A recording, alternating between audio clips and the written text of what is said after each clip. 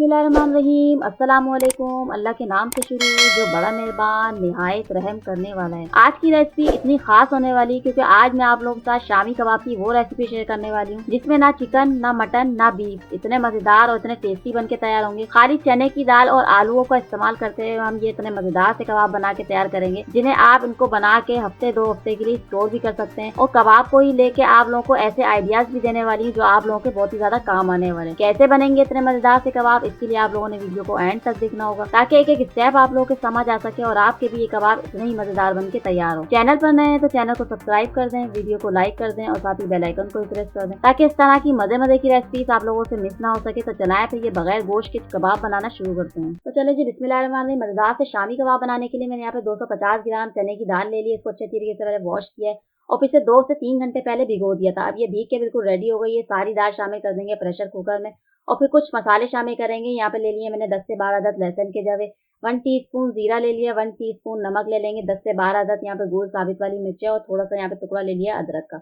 ये सारी चीजें शामिल करने के बाद अच्छी तरीके से मिक्सिंग करेंगे और फिर यहाँ पे कवर कर देंगे, मतलब कि 15 मिनट का प्रेशर लगा देंगे। जब प्रेशर कंप्लीट हो जाएगा, दाल बिल्कुल गल जाएगी तो फ्लेम को कर देंगे ऑफ और ये सारा प्रेशर निकालने के बाद कवर हटाएंगे और फिर चेक करेंगे कि दाल हमारी यहाँ पे गली है या नहीं। अब इस टाइम पे यहाँ पे थोड़ा पानी नजर आ रहा है तो भाई ये मिक्सिंग करने के बाद चेक करेंगे कि ये दाल इसके टाइम पे बिल्कुल गल चुकी है।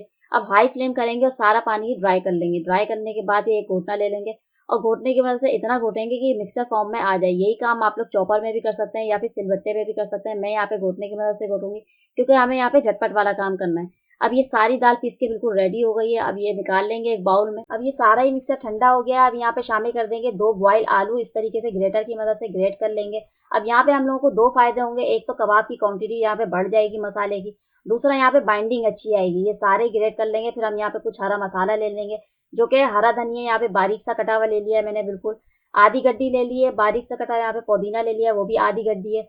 7 से 8 अदद हरी मिर्ची ले ली जिनको बारीक से चॉप कर लिया और एक अदद यहाँ पे बारीक से यहाँ पे चॉप की हुई प्याज ले लिए। 1 टीस्पून शामिल कर देंगे गरम मसाला पाउडर और सारी चीजों को अच्छी तरीके से मिक्सिंग कर लेंगे। अब ये एक पाव दाल में यानी कि 250 ग्राम दाल और 2 अदद आलू में इतने ढेर सारे कबाब हम बना के तैयार करेंगे जिन्हें आप यहाँ पे फ्रीज भी कर सकते हैं। हफ्ते 2 हफ्ते के लिए आप लोग यहाँ पे फ्रीज करें। अगर आप लोग फ्रीज करना चाहते हैं तो आप लोग यहाँ पे आलूओं का इस्तेमाल नहीं करें, खाली चने की दाल का ही बनाएं क्योंकि आलूओं में स्टार्च होता है तो आपके कबाब बहुत ज्यादा नरम पड़ जाएंगे। इस तरीके से हम यहाँ पे गोल गोल शेप देते रहेंगे। जिस तरीके से भी आप लोगों ने करना है इसी तरीके से आप लोग करें। साइज आप अपनी मर्जी से अपने हिसाब से कर सकते हैं। मैं यहाँ पे मीडियम साइज के कबाब बना के तैयार करूंगी। अब यहाँ पे आप लोगों ने क्रिस्पी करना है कबाब को तो आप लोग ब्रेड क्रम्स भी लगा सकते हैं। इसके अलावा कॉर्नफ्लोर में भी कोटिंग कर सकते हैं। मैं यहाँ पे अंडे की कोटिंग करूंगी और इस तरीके से ये मजेदार से कबाब हमारे बन के रेडी हो जाएंगे। ये सारे ही मैं सेम इसी तरीके से बना लूंगी। यहाँ पे मैंने इतने ढेर सारे बना के तैयार करें। आप लोग भी इसी तरीके से करिएगा, इन्हें फ्रीज करके रखें।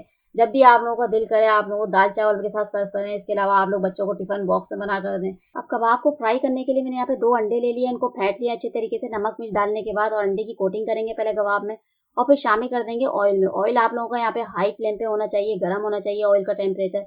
और फिर ये शामिल करते रहेंगे सारे कबाब और स्पेस आप लोगों ने यहाँ पे इतना रखना है पैन में कि जब आप इनके साइड चेंज करें तो ये इजीली इनके साइड चेंज हो जाने चाहिए और ये बिल्कुल भी टूटने नहीं चाहिए। आप एक्सपर्ट नहीं है तो आप लोगों ने ये काम बहुत ही ज्यादा ध्यान से करना है।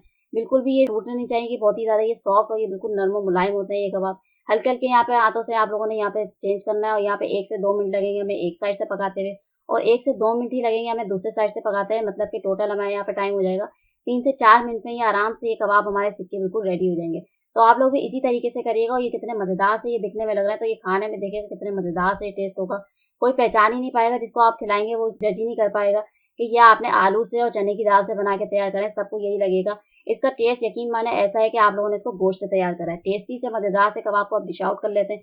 मैंने यहाँ पे मजेदार से ये कबाब यहाँ पे हरे रायते के साथ सर्व करा है। आप लोग यहाँ पे चटनी या फिर इसके अलावा यहाँ पे मायोनीज या फिर केचप के साथ भी सर्व कर सकते हैं। तो यार हमारी आज की ये मजेदार सी रेसिपी, तो आप लोग इसको जरूर बनाइएगा। मुझे बताइएगा कि कैसे बने। अभी आप लोगों को तोड़ के भी दिखाऊंगी कि इतने सॉफ्ट हैं और कितने ये नरम मुलायम है। आप लोगों के मुंह में जाते ही इसके साथ ही ये घुल जाएंगे। तो जरूर बनाइएगा, मुझे बताइएगा कैसे बने। इंशाल्लाह फिर आऊंगी एक मजेदार सी रेसिपी के साथ। तब तक के लिए मुझे दीजिए इजाजत। अल्लाह हाफिज।